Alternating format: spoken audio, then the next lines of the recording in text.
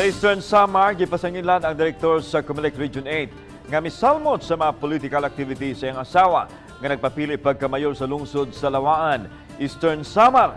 Ilang gitumbok si Attorney Jose Nick Mendros, Regional Director sa Comelec Region 8 nga miapil-apil sa politikanong kalihukan sa iyang asawang mayor sa pagkakaroon ang direktor na destino na sa Mimaropa o sa Region 4B.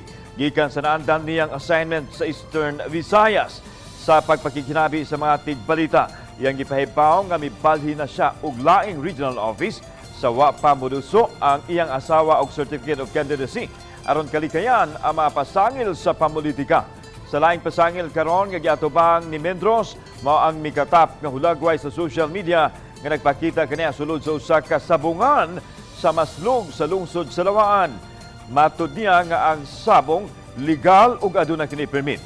Iyang gitataw nga dugay na siyang mahiligon sa sabong sa dugay ng panahon apan wa niya himakak o kahaang kuna kung siya ba ang ana sa hulagway sa sulod sa cockpit arena.